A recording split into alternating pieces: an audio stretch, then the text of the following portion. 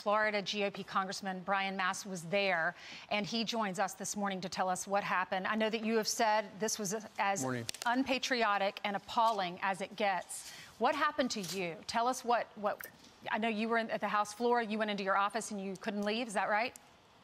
No, I had spoke on the House floor, and this must have happened right on the tails of me walking off the floor. I spoke, I walked off the floor, nothing was going on, and by the time I walked 5 minutes to my office, this was playing out on the television, bearing out on the television. So it must have happened really directly on my heels. But I really feel like I need to say this. The day is going to be filled with speculation about that attack yesterday. And it is a huge regret, wholly unpatriotic, un-American. But I feel like the thing that I wish would be remembered about January 6, 2021, was the fact that democracy, the pride of our country, was literally attacked. And hours later, we resumed the democratic process that we take so much pride in. That I wish that was what would be remembered about yesterday. Well, that's true. It's not. That'll be one of the things, but it's not. And Congressman, I vividly remember you after the RNC walking out, and you lost both your legs in battle, and people were screaming at you, challenging at you. Those were the those were rioters. They wanted to create chaos. They were targeting Republicans. Why did I think that Trump supporters would never do something like that? Do you believe that you saw a different side of Trump supporters? Yes, absolutely. And I think, you said, why do you believe that? I think it goes really to the heart of what you just quoted Dan Bongino, one of my neighbors, one of my constituents, saying, we have this set of principles, this set of rules that we don't push aside. And as conservatives, we uphold that. You don't expect to see us treat our country like Antifa, to spray paint things, to knock things over, to tip over barriers, and to climb over walls, and to break windows, and to attack literally our Capitol law enforcement or any other law enforcement. You don't expect to see that out of conservatives, and it is disgraceful to see that. I know you were in the Capitol complex. My daughter was there. She was locked down all day. Very long story, very emotional. But a couple of her smart friends over on the Senate side did something that, I'm glad they did. Those big mahogany boxes that actually had each of the state's election results, they picked them up and they took them out of the Senate chamber, because had they not done that, and those looters had found those, that the democracy that you're talking about, the process of certification of Joe Biden's presidency would not have happened yesterday. That's the first time I've heard that. I'm glad that you just shared that. That's an important piece of our history to understand that occurred. You think about, you could use a number of adjectives, the idiots that were out there, placing themselves on the floor of the Senate chamber, or even in Speaker Pelosi's desk, that stupidity that was going on. And to save that piece of what needed to happen for our democratic process, that was swift thinking, and applauds to them. And right there, Congressman, those are that's one of the mahogany boxes that they took out of the Senate complex yesterday. But ultimately, there were so many people at that Stop the Steal rally yesterday where they were under the impression that Mike Pence could somehow derail Joe Biden's win and install President Trump. And that's why President Trump has apparently thrown Mike Pence under the bus, and Mark Short, his chief of staff, has been excluded from the White House property. He says because he gave the vice president advice about certifying what happened yesterday. But ultimately, so many of those people at the Stop the Steal rally thought that could happen. That's a fairy tale. Let me tell you why I find certainly no pride in the attacks that happened yesterday, but pride in yesterday. And I hope every school, those that were out there rioting, all Americans, I hope they take the opportunity to go back and listen and watch 3 or 4 hours of debate from last night, say from 10 p.m. to 3 a.m. this morning. And what you will hear is what America is owed out of this body of Congress every single day. The most thoughtful, deliberate debate on both sides of that issue, from both Republicans and Democrats.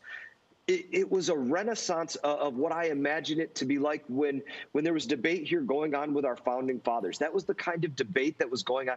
And it was the first time that I can say I witnessed that level of it in the 4 years that I've been here. And I take pride in that occurring, regardless of where I found agreement or disagreement with individuals. And those rioters and all Americans need to see that, if in my opinion, to have a full understanding of everything that was being argued with Vice President Mike Pence and with the state constitutions and our Constitution of the United States of America.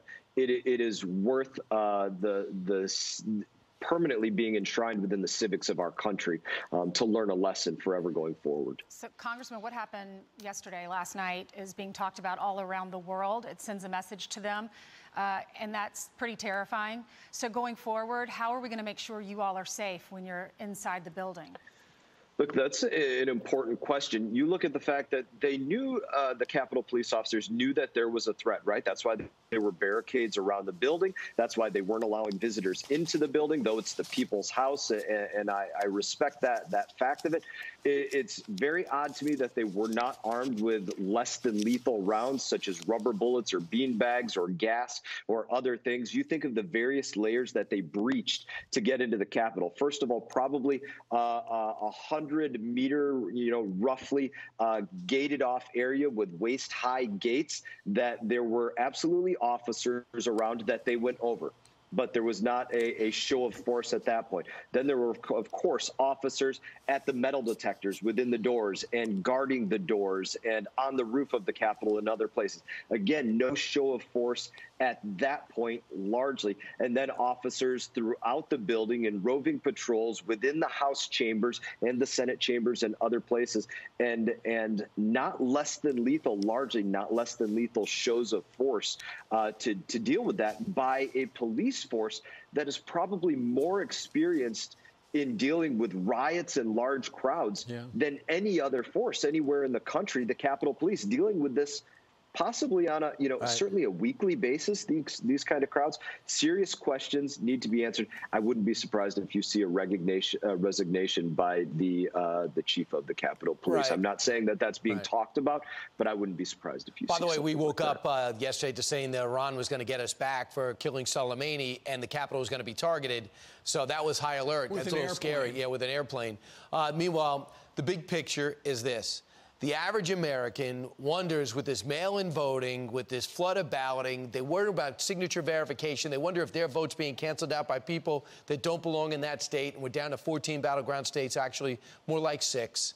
The one thing that I hope comes from this when the temperature cools is a real look at some type of semblance of election reform and do what your state did in Florida. They were the laughingstock in 2000. You guys were one of the first to pull off at a battleground state a solid election result that, as far as I know, was indisputable. Mike Gallagher was on, the congressman from Wisconsin, with Tucker last night.